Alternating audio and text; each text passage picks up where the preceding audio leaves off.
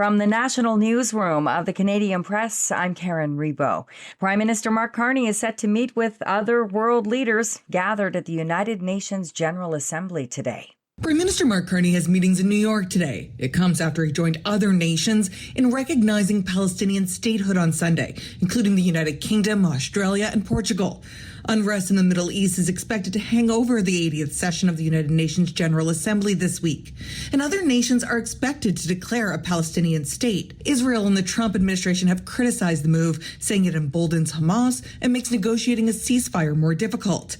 Today, Carney is scheduled to attend a high-level segment on Palestine. Kelly Malone, the Canadian Press, New York. Canada's top court is weighing a dispute between a Quebec lawyer and a Montreal area Mohawk community that has lasted more than 2 decades.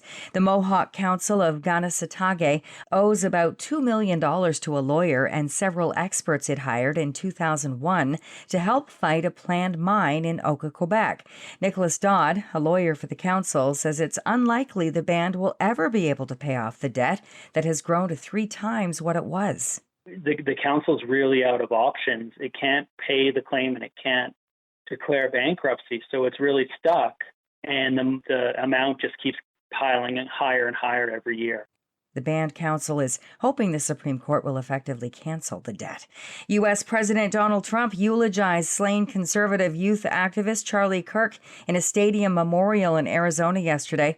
Trump called Kirk a noble spirit and a martyr for freedom and someone who wanted the best for his opponents. Trump disagreed with this. He did not hate his opponents. He wanted the best for them. That's where I disagreed with Charlie. I hate my opponent. Kirk was gunned down this month during an appearance at a Utah university. Kirk's wife, Erica, said she forgives her husband's accused killer. She is expected to take over her husband's activist organization, Turning Point USA. Instagram is testing artificial intelligence in Canada that will identify accounts it suspects belong to teens, even if they list an adult birthday. The platform's AI model will be trained on information including interactions with other profiles and content.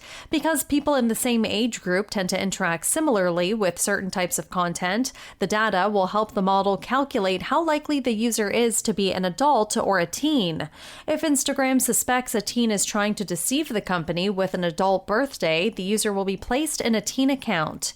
Last year, Instagram began placing teens into accounts that limit who can contact them, how much time they spend on the platform, and what content they see. Michelle Zedekian, The Canadian Press. This is The Canadian Press.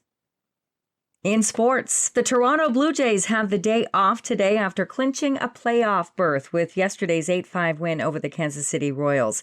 The Jays have a 2-game lead in the AL East over the Yankees with 6 games left. The Jays open a 3-game series tomorrow at home against the Boston Red Sox and then finish the regular season hosting the Tampa Bay Rays for 3 over the weekend.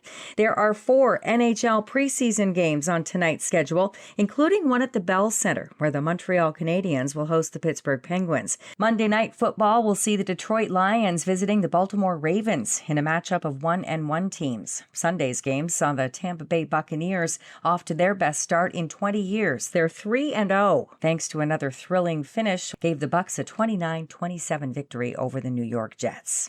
And Canadian Football League Commissioner Stuart Johnston has called a news conference for today to make a major announcement regarding significant changes to the game. From the Canadian Press, I'm Karen Rebo.